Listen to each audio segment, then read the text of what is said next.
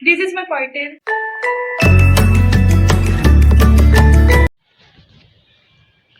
बिस्मिल्लाहिर्रहमानिर्रहीम। कैसे हैं आप सब लोग? उम्मीद करता हूँ खैरियत से होंगे। इकोनोमेट्रिक्स के रिलेटेड एक टॉपिक है, बहुत इंपॉर्टेंट है, आइडेंटिफिकेशन। आइडेंटिफिकेशन के डिफरेंट मेथड हैं, जो इनमें रिलेटिवली इजी मेथड है वो ऑर्डर कंडीशन मेथड है। ऑर्डर कंडीशन के थ्रू मैंने आपको सिखाना है कि इक्वेशंस की आइडेंटिफिकेशन कैसे की जाती है।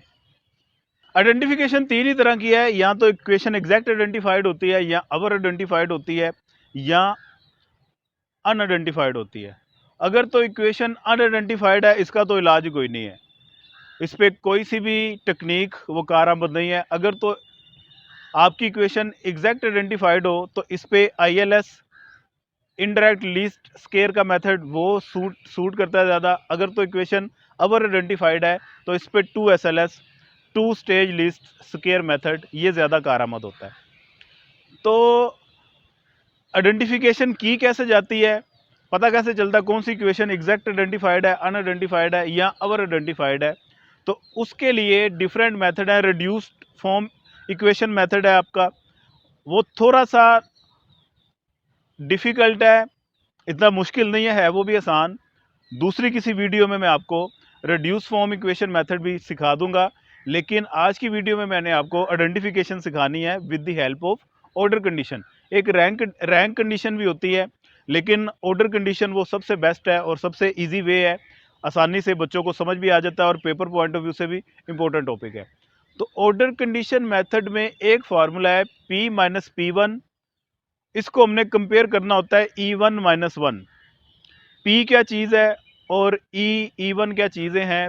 P प्री डिटर्मिन्ड वेरिएबल है आपके, जो एग्जोजनस वेरिएबल आप इन्हें कह सकते हैं। आपके पूरे मॉडल में जो प्री डिटर्मिन्ड वेरिएबल होंगे उन्हें डिनोट किया जाएगा P से। और आप जिस इक्वेशन को एस्टिमेट करना चाह रहे हैं, जिसकी आइडेंटिफिकेशन चेक करना चाह रहे हैं, उस इक्वेशन में जितने प्री डिटर्मिन्ड वेरिएबल होंगे उसे हमने डिनोट करना है P1 से। सिमिलरली E इंडोजिनस वेरिएबल आपके पूरे मॉडल में।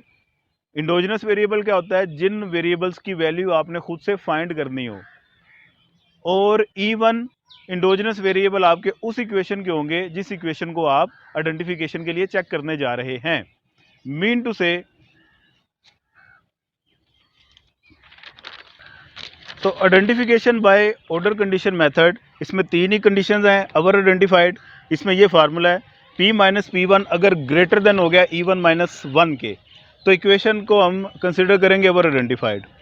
आगे न्यूमेरिकल एग्जांपल बताऊंगा, उसमें ये मज़ीद क्लियर हो जाएगी बात, टेंशन निश्ता। दूसरा पॉइंट है एग्जैक्ट आइडेंटिफाइड। एग्जैक्ट आइडेंटिफाइड में P-P1 अगर इक्वल हो जाए E1-1 के, तो हम बोलेंगे इक्वेशन एग्जैक्ट आइडेंटिफाइड है। और तीसरे नंबर पे अनआइडेंटिफाइड इक्वेशन कौन सी होगी? P-P1, उसकी वैल्यू अगर लेस देन हो जाए E1-1 के, तो इक्वेशन हम बोलेंगे एग्जैक्ट आइडेंटिफाइड है। अब ये न्यूमेरिकल एग्जाम्पल, एक मेरे पास न्यूमेरिकल एग्जाम्पल है। तो यहाँ पे दो इक्वेशंस है, quantity demand and quantity supply. Quantity demand में α1 P प्लस U, और क्वांटिटी सप्लाई में β1 P plus β2 W plus U2। ये दो इक्वेशंस है। अब हमने इनकी आइडेंटिफिकेशन चेक करनी है, कौन सी इक्वेशन एग्जैक्ट आइडेंटिफाइड है, कौन सी अनआइडेंटिफाइड है, या अवर आइडेंटिफाइड है। तो इसके लिए सबसे पहले तो P की वैल्यू निकाल लेते हैं। P होता है आपके प्री डिटर्मिन्ड वेरिएबल पूरे मॉडल के।